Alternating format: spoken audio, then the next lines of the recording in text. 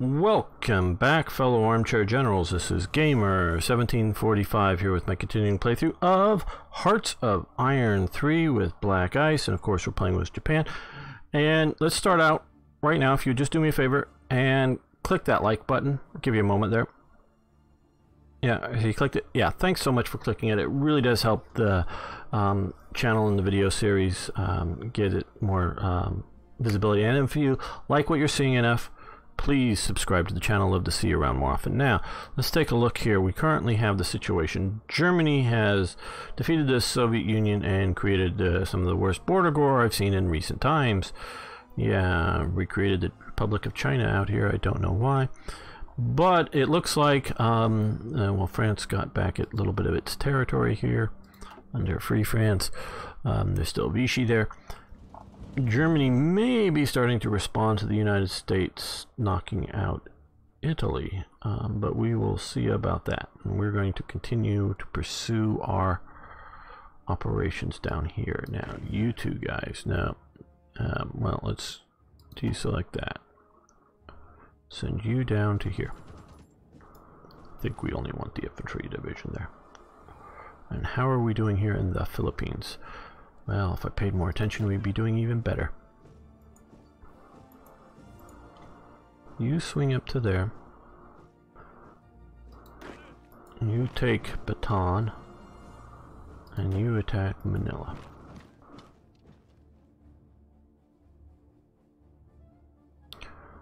Okay, let's get this thing rolling. We've slowed it up considerably.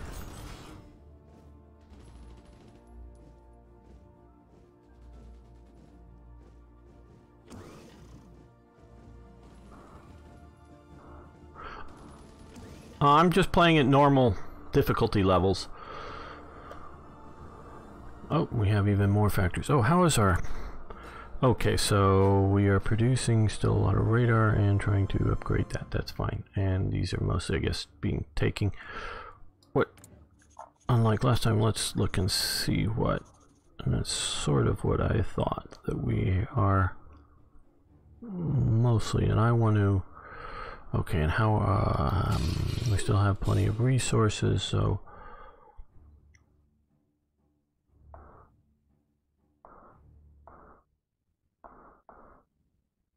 What new stuff did we get? Oh, mortar teams. Okay, we can produce some mortars. Oh, well,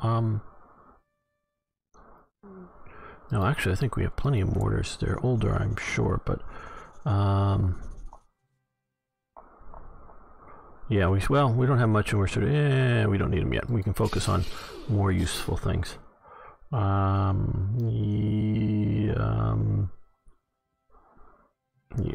let's go with that.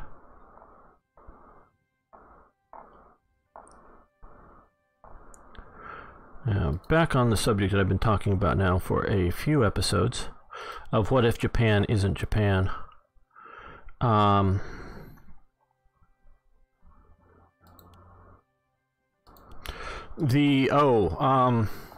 it the Nakajima plant? No. Yeah. Or maybe it was the Mitsubishi plant. Sorry, one of the major Japanese fighter plants, I think producing the Zero. So I think it was a Mitsubishi plant. Was built. None of the Japanese pre going to war with the Americans, because pre-war means different things when you're talking about Japan. But none of the pre going to war with America, none of the Japanese aircraft factories were set up for mass production. They were all highly skilled technical productions, so fairly limited on what they could produce. But one of the major plants was in a location, and it did not have any runway access, so you can't fly away an aircraft from there. So to get the aircraft out of the factory, you had to hook it to a team of oxen and tow it a number of miles to an airport, to an airfield, some sort, to fly it away. You had to tow it because with the oxen, because if you tried to do it with, either put it on trucks or to tow it by trucks, you damage the aircraft because the aircraft was too delicate to be moved. Again, I also talked about in an earlier episode recently on roads and qualities of roads and paved roads. So I'm sure if the thing was like a modern superhighway, it would have been smooth enough, presumably, to put on the back of a truck with wide enough to get it there. But so presumably this road wasn't smooth enough to do so. So you had to tow it with oxen. Well, this sometime, I think around 1944, an inspector comes to see this and is shocked that, you know, that he shows up. And this is one of their major pre-war plants. It wasn't something that was just thrown up recently or anything like that. Shocked to see that they're doing this, and find out that about half the oxen have died from malnutrition. The others are near death. And the only reason that they're even partially, you know, the ones that are even still alive but are heavily overworked and in bad shape, is because the factory had been getting food, because of food shortages, food for the oxen on the black market. So this is Japan. You know, they didn't demolish enough enough buildings nearby this factory to put an aircraft runway right next to the factory so you could fly the aircraft away from the factory. They didn't, they also, but about this time with the inspector or whatever, they figured out that they could use donkeys or horses or something and tow them actually faster because the oxen are slower, and they use less food. So they did increase the efficiency of production by using better draft animals. So this tells you that Japan is completely unprepared to it decides to go to war with the world. See, it's one thing if you look at a nation as, oh, everybody decides to pile on and attack them, and they did the best they could. Okay, that I can totally understand. But we're talking about a country who decides to take on the world. They could have easily at any one time settled their war with China. Chiang Kai-shek would have been happy to do so. No, he was not happy to do so long as Japan is occupying China. Manchukuo, probably not in the question. But, you know, if they were willing to give up their main gains in China, Chiang Kai-shek would have gone, yeah. But so long as Japan was there occupying China, actually Chiang Kai-shek did sort of like that because it sort of unified China behind him. So he wasn't going, to be seen as someone that betrays China and gives up core Chinese territory. Obviously, Japan long had Formosa, and not as long, but had Manchuria. So they wasn't like, that wasn't the problem. The problem was, you know, post Marco Polo Bridge incident, had Japan settled with China and gotten out, would have been a reasonable thing. Oh, see ya, Arno.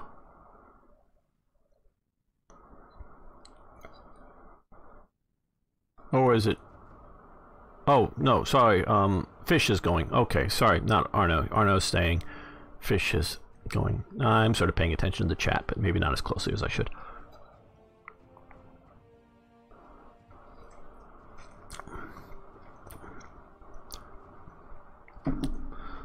So, we are seeing, you know, so Japan makes this maybe irrational, but a rationally thought out decision to go to war with the world when its main, or one of its main means of getting aircraft out of its factory is towing them by oxen. Which shows you the real ridiculousness of even going to war, not going to war with the Dutch after Germany's occupied the Netherlands. That is like, yeah. I mean, if it's just that, if that was all that was they were going to war with, that would have been a thing. But going to war with the British Empire shows you how, even while it's still at war with Germany, shows you how ridiculously Japan was making its decisions, in my opinion.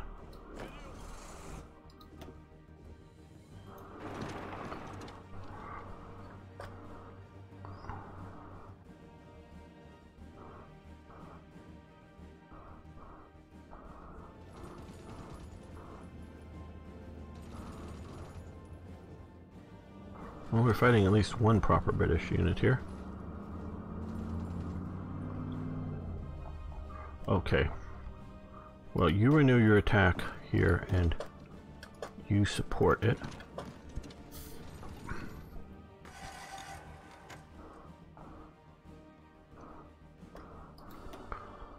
You're currently winning most of our naval operations.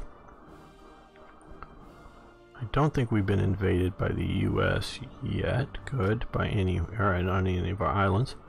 We will get to taking out some of these smaller islands soon, but I'm hoping to take a few ports here and securing some areas.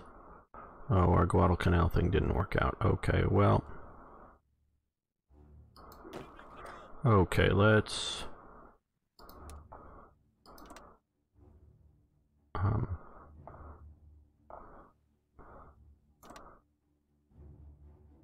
plan that operation, see if we can get Guadalcanal. We're having supply problems out here, it looks like, which is probably affecting things.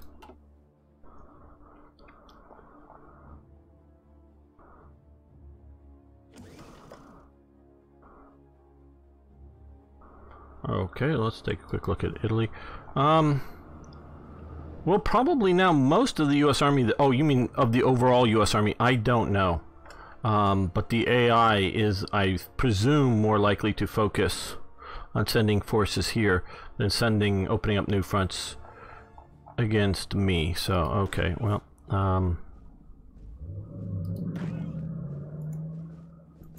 you come around that way, you come down here. You come that way to join in with that. You keep marching north up to there. Secure me the Filipino resources.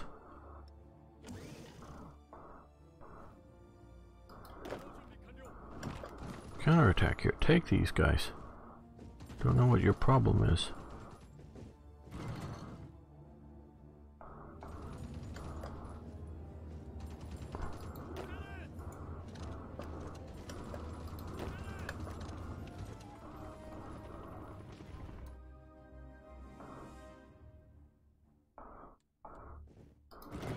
Come on, get down off the mountains, get in, take Lehi. Get us another port. Okay, our nation mood is changing for better or for worse. Political power, we remove varied and add divided nations. Okay, well that reduced stability. We're slowly going up though.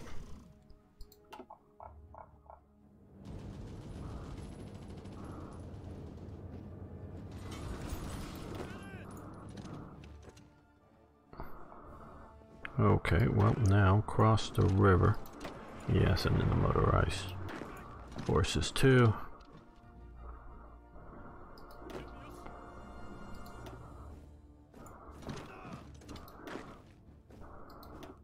You guys go that way.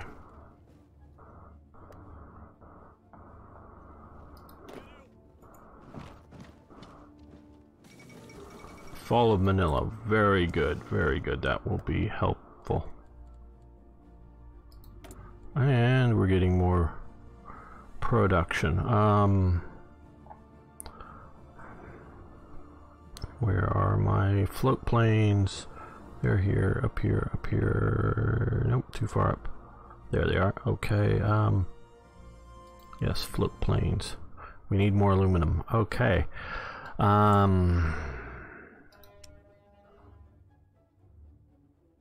Well, we can trade for plenty from Manchukuo.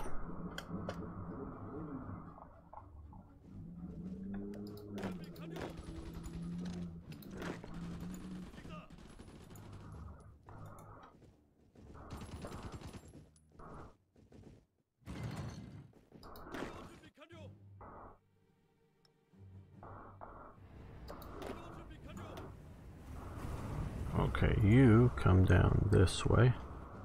Your sort of beach defense didn't seem to work out well. You can keep pushing there. Another naval battle here. Oh, okay, here we go. Here we go. We've got a sort of major battle. We've lost some transports, some destroyers. Okay, so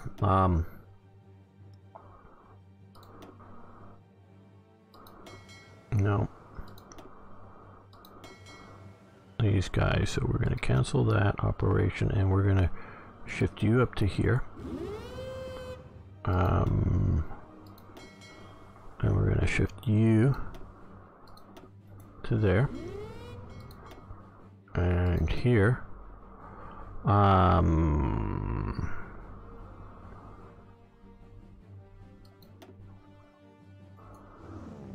You're gonna come to here, and you're gonna set to the Straits of Malacca because this is where the battle is. Okay, we're basically out of extra.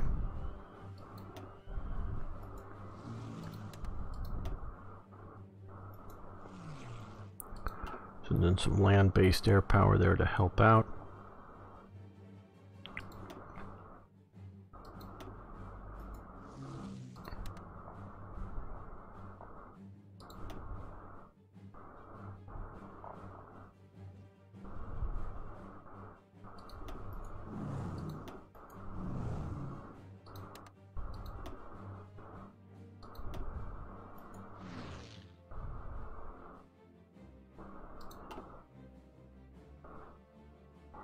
Okay, so that should really be helping out down here.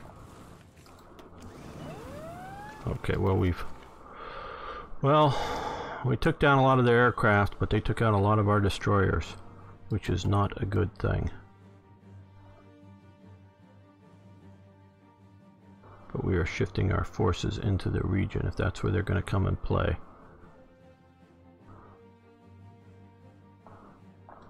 Oh good, we are ashore here, great.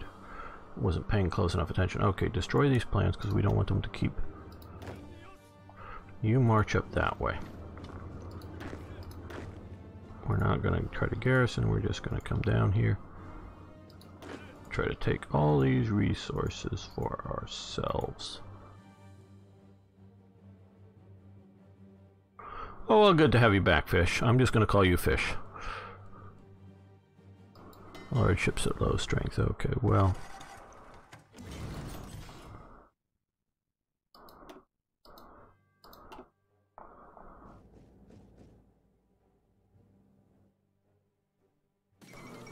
Burma has capitulated. Well, very good. And we've increased our stocks on mountain equipment, quick firing ordnance. That's very good. Now, let's see if we can crush... Oh, pause. These forces. Well.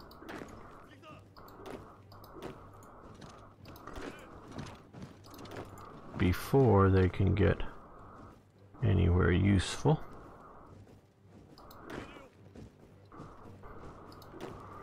Okay, well, since we're now on the border, no. Oh, you have to go that way. Oh, there's this, yeah, barrier.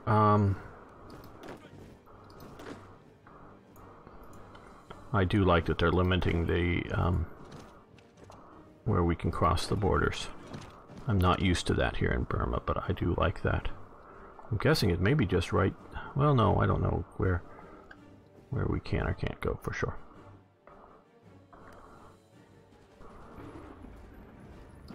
Good. Get on rails and come over here. Get on rails and come over here. Look at Singapore, I will. Okay, good. Attack Singapore itself.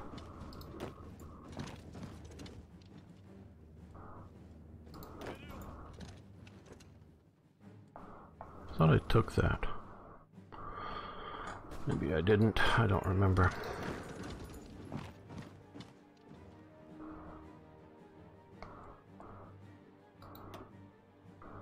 Okay, it was just another little naval air skirmish.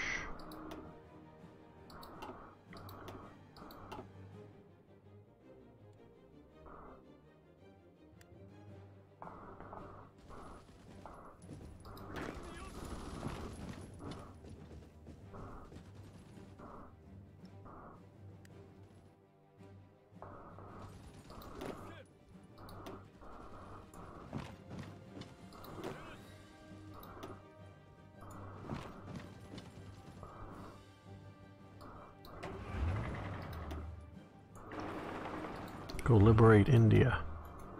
Send your armor that way.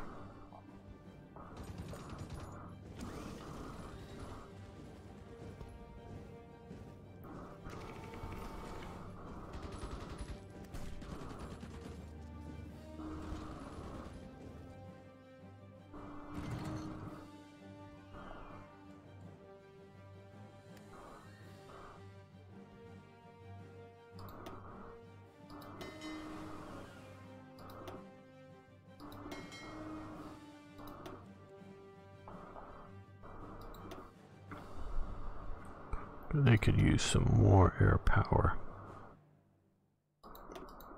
Oh, not all of them. Again, hit the wrong button. There we go, there. Yes, this is somewhat piecemeal, I do know. But... And...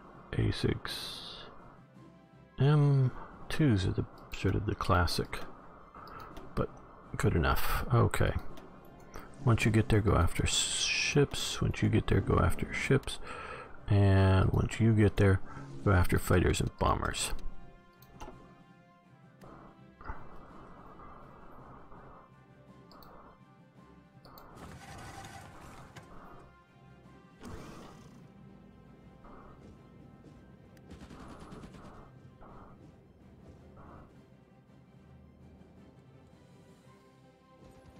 Okay, well, now that you're here, start marching into India before India can react to it.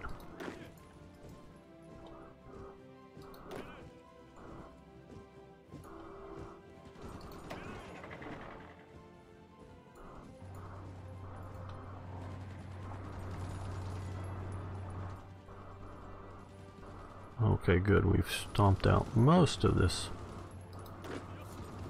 trapped Indian army here. Which is sort of what happened historically. Not exactly, maybe, but sort of. Large ship factories, very good. And let's continue to improve some of our production capabilities. Submarine, well, okay, we're doing tanks up there, so we're catching up. Let's do munitions works. We're slowly getting stability back. And we're capturing more factories, at least that's what I'm understanding is happening, as opposed to maybe building some, but...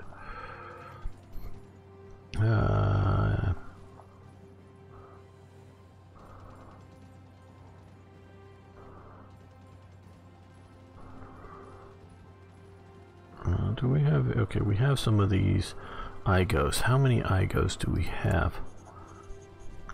When we get enough, I want to add a battalion of medium tanks to my armored formations, but I don't want to add them unless...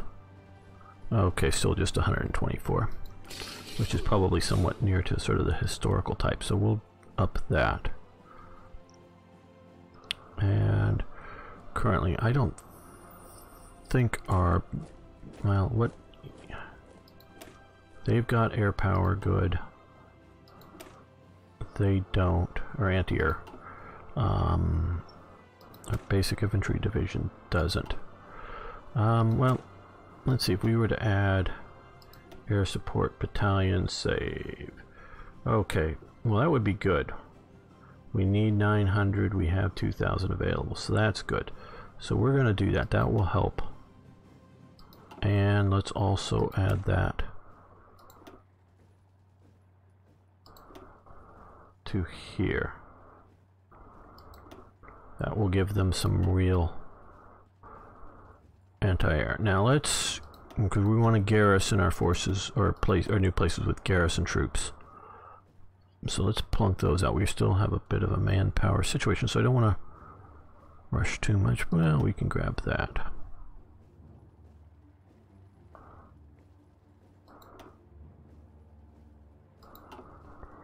Okay, so let's increase some, well, just by one is what we have. And for shipping, let's, and that leaves us with one more.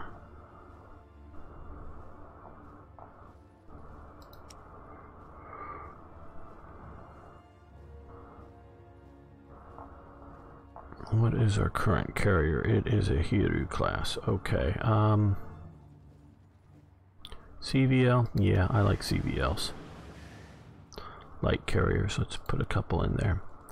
This hopefully will continue to get more. And our current production of factories. Okay, well, I'm gonna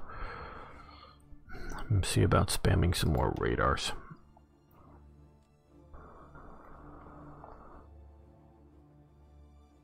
Okay, almost ready to put them in some of our newly captured territory, but no, we've got to take a look at that in a moment.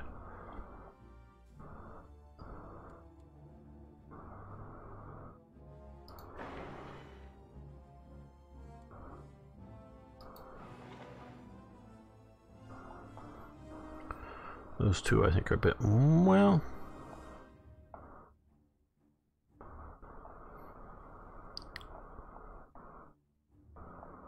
I'd rather expand that one than. And so all of these guys are going to go to the bottom.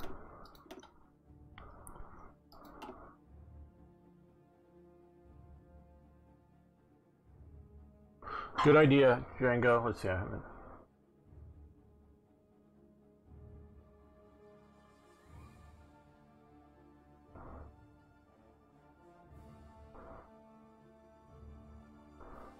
Yeah, Churchill, one of the greatest men, saves the world.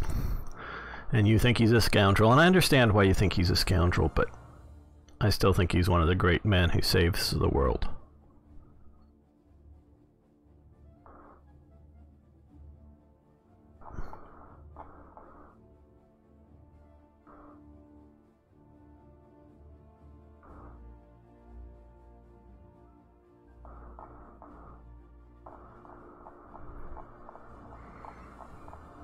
Okay,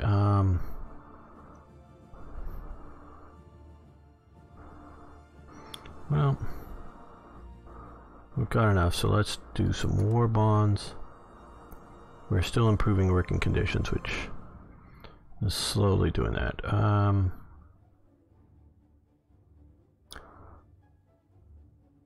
Weekly stability. Okay, well, we're doing war bonds, which down 5%, and if we do this, it's 2%, so it'll be a 3% with a more stability increase, so we'll do that.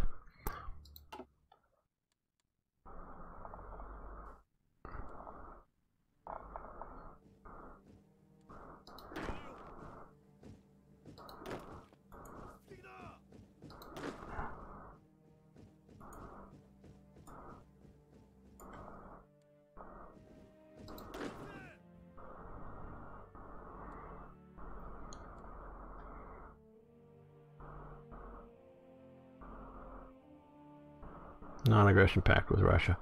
Well, they're the ones that are justifying against me. I don't know.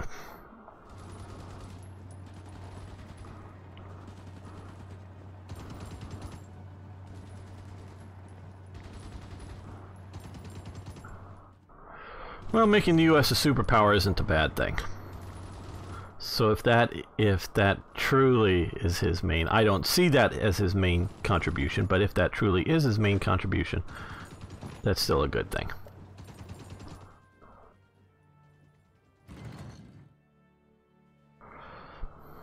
I can definitely see the arguments by people in other nations who would prefer to have no superpowers. But, and of course you may spout out your nation, whatever your nation is, and that I can understand.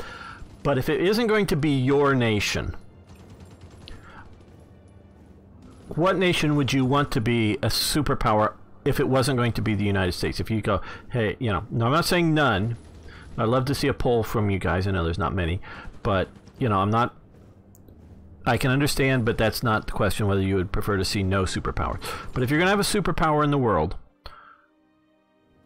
who would you rather see if not the US? And it can't be your own nation. I know at least some of you what nations you're from.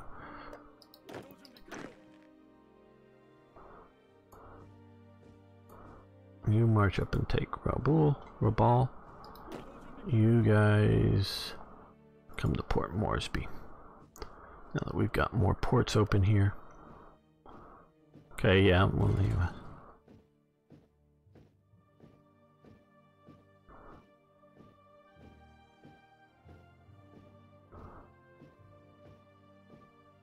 Israel would be an interesting idea, but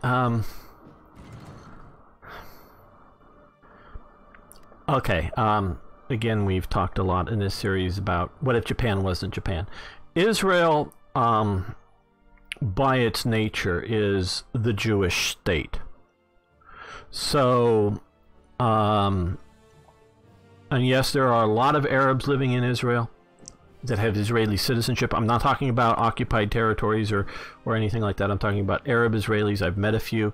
There are Druze, there are Christians, which are basically Druze and Christians are basically Arabs, but just non-Muslim Arabs that have Israeli citizenship. But the nature of Israel is that it is a Jewish state. To have it as a superpower, I don't know if we're going to have that enough Jews, and to have it be, which I wouldn't mind Jews, because we have lots of Jews in America, but I don't see that as realistically becoming a superpower and being large. So yeah, as like is the consensus is, outside of maybe Israel, most people want to see if they're going to have a superpower. And you're right, there's always going to be some major powers, but there is a difference between great powers and superpowers. The U.S. is a superpower more so than just a great power. China is definitely becoming a great power. Yes, you're right about that. We are a majority Christian country. German Reich returned. Okay, oh, our forces finally made it home to Tokyo. Okay, well, these guys are some veterans divisions. Let's see, where do we want to send them?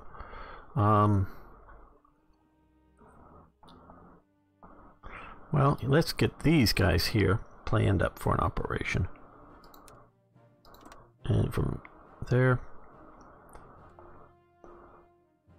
let's see if we can take on a port, but let's see if we can take this port.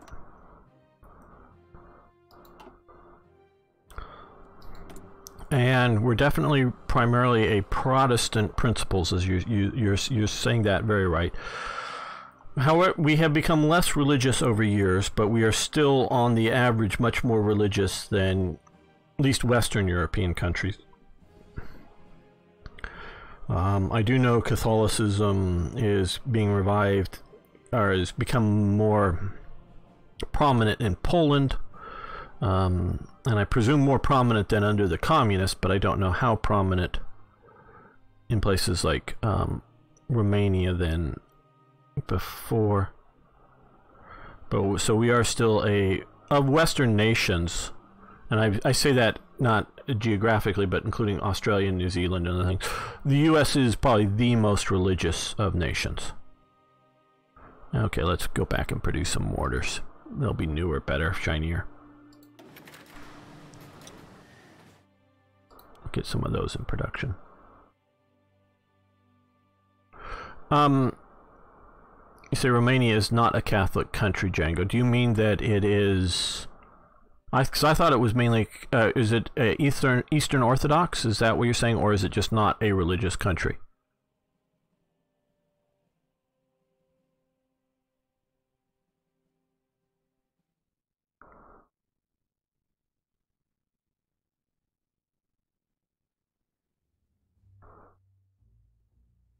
Okay, interesting. I didn't quite know that it was Orthodox. Maybe I did and just didn't realize it.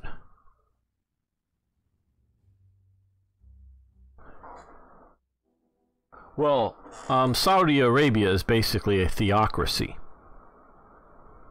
Not just, you know, meaning it has a religious government.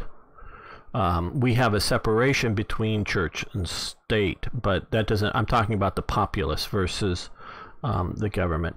The country is not well.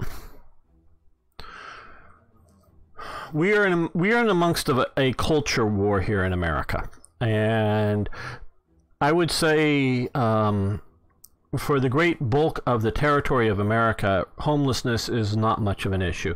Homelessness is only an issue in a few limited areas run by Democrats. Poverty is, quite honestly, not really much of an issue except for areas run by Democrats. Crime, again, only in areas run by Democrats. Homelessness, poverty, and crime are heavily connected to our drug problems and our inabilities to deal with that. The lack of education, that is because our schools have shifted from being an education center into being an indoctrination viewpoint, and so are looking at that.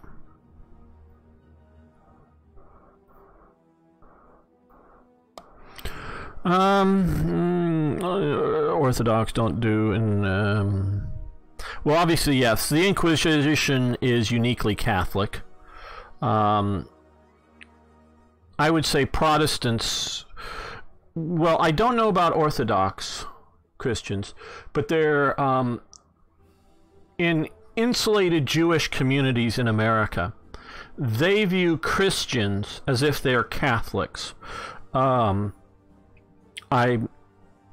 And I say this because I've known different types of Jews in my life, and some of them come from like New York, in which they sort of live in communities in New York, where here in the Western United States they don't live next to each other. They live spread out. There's not like, this is the Jewish part of town. Maybe we can sort of kind of maybe, but a little bit, and I can get into that, but not really. They're spread out in amongst everybody else. But those that live in places like New York and some of the eastern cities, they're sort of isolated. And they often, through their neighbors, are traditionally have been Polish neighborhoods, Italian neighborhoods, Irish neighborhoods, and in the more recent times, Puerto Rican and other Haitian and other Catholic neighborhoods. So they view Christianity through the lens of Jewish interactions with Catholics. Well, one of these Jewish secular Jews was sort of complaining, about this to a very religious Jew. And the religious Jew, yeah, but they're Protestants. Oh, well, they just want to convert everybody. Yeah, but that's not a problem. And, oh, but they're forced conversions. And the very well-educated Jewish rabbi, conservative, says there has never been a Protestant pogrom. There has never been any sort of violent action by Protestants against Jews. It is because Protestants hold Jews as a very special people. They think they're wrong in that most Protestant sects believe that their sect, whether it's Baptist or Covenanter or what, Methodist, whatever their little sect is the only right way to get to heaven traditionally. They believe that's, so it's not just got to be Protestant, you got to be your specific thing, and all the other people aren't going to get to heaven. That's sort of their belief. But they still hold Jews as a very special and prized people. So there has never been a Jewish or a Protestant pogrom against Jews in the history of the world. So Protestants are definitely on a conversion viewpoint of the world. That's part of their fundamental thing. But they want to do so through soft power, never through violence. They don't want to use violence. The only time they use and use violence is to protect themselves from other violence. Look at China, the boxer revolts. I'll get to some of the chat stuff in a minute. The boxer revolts, and they would, come in and sweep into the missionaries and kill a lot of the Chinese Christians as well as the Protestant missionaries.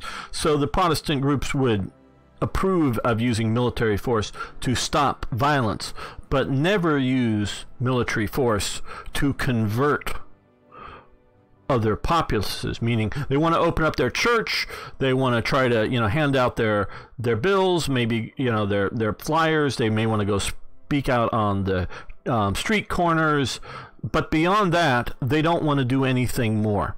That is very much in the Protestant ethos.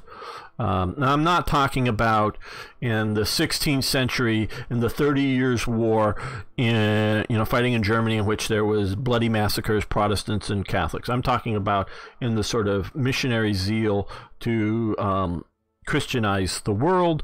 Protestants do have it, but it is a non-violent stuff. So, yeah, let me sort of go back up here. I want to read. Okay, what about... well, the Midwest murder rate is super low. You only find high murder rates in the city of Chicago, which would maybe be the Midwest, but that is isolated into this city of Chicago and any sort of immediate sort of suburbs there. You get rurally, your murder rates plummet. The more guns you have in an area, the less violent crime there is, or I should say more legal.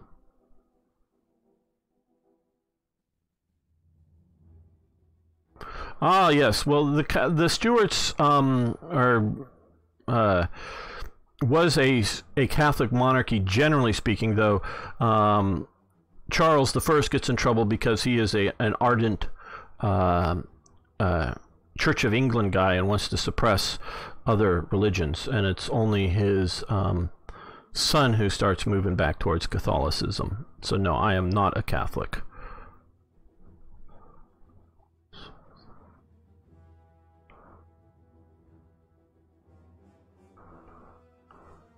You're very right about what Hitler thought of himself, Django. Thank you so much, Fish.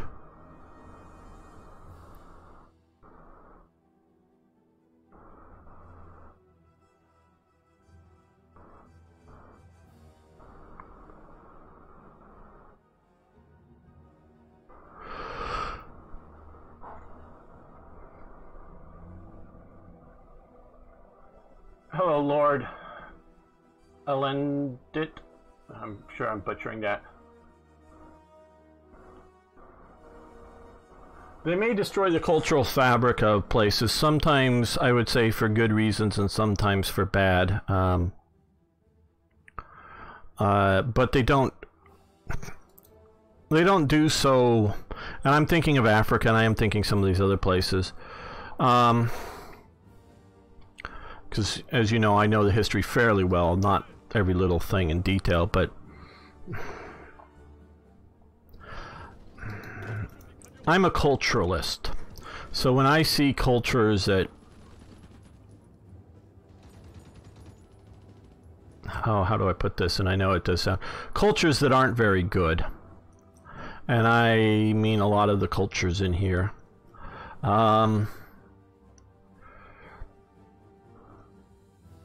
I want them changed dramatically. Now that doesn't mean they need to be changed to my version of whatever it needs, to my culture, but it needs to change. And it doesn't mean that none of the current culture should remain, but the cultures need to change. So, I don't know. I've recently been looking at, I don't know if you guys know what's going on. Well, let's end the episode here and I can chat a little bit in between episodes. So, to you on YouTube, thank you for watching. Thanks for liking the videos. And of course, please post your questions, comments, suggestions, criticisms. Love hearing from you. See you next time for more Hearts of Iron.